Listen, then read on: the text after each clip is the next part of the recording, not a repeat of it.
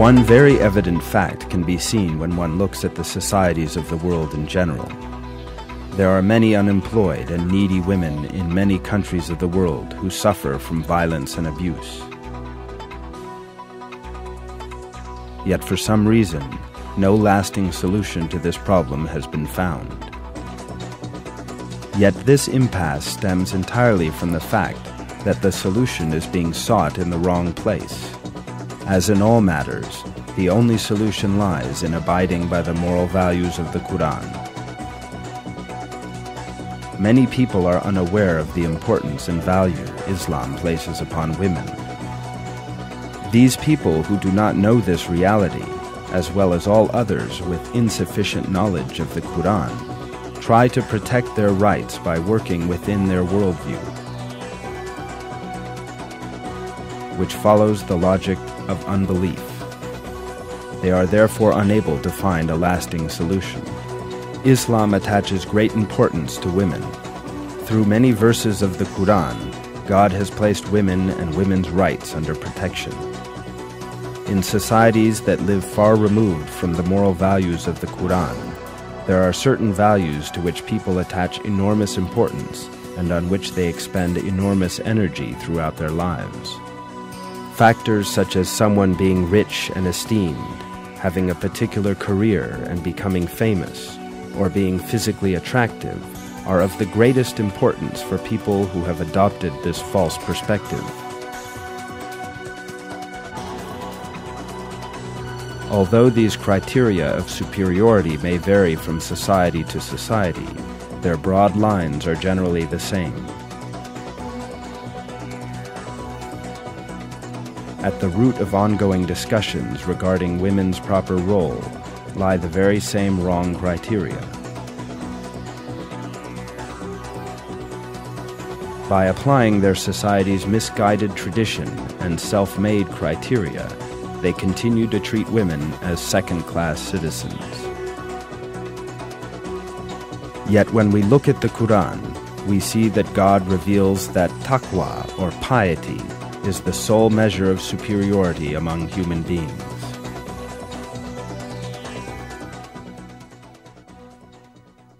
O humanity, we created you from a male and a female, and made you into peoples and tribes, so that you might come to know each other. The noblest among you, in God's sight, is the one with the most taqwa. God is all-knowing, all-aware.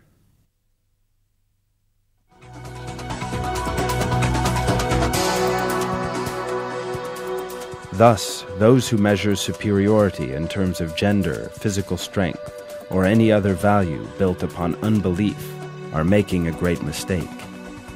The only superiority is that of faith and taqwa as revealed by God. Matters such as women's status in society, their importance to family life, and whether or not they should work, have been important subjects of debate all over the world for many years. Yet for a Muslim, women's place in society is crystal clear, because Islam states that men and women are fully equal. According to Islamic moral values, what matters is not whether someone is a man or a woman, but their devotion to God with a deep faith and awed fear, and their striving to abide by the moral values of the Quran. It is these characteristics of people that will be appreciated in the sight of God. For women who abide by Quranic moral values, the question is not one of striving for equality with men, but in competing to commit auspicious deeds. Such competition shows that believers spend their lives doing all in their power to obtain God's approval.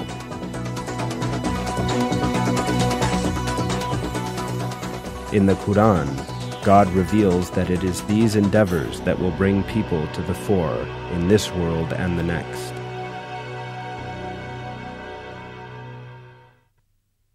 Such people are truly racing toward good things, and they are the first to reach them.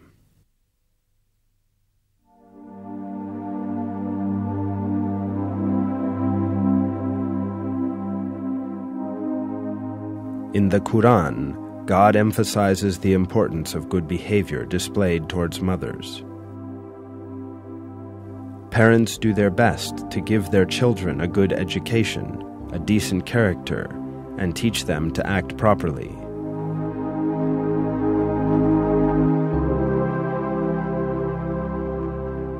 A person must have respect for this altruism and appreciate the efforts made on his or her behalf.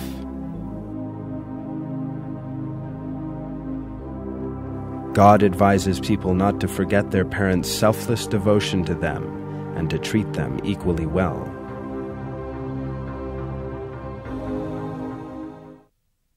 Your Lord has decreed that you should worship none but Him, and that you should show kindness to your parents.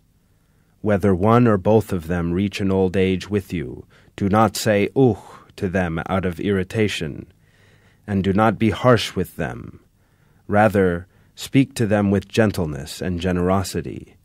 Take them under your wing, out of mercy, with due humility, and say, "O Lord, show mercy to them as they did in looking after me when I was small."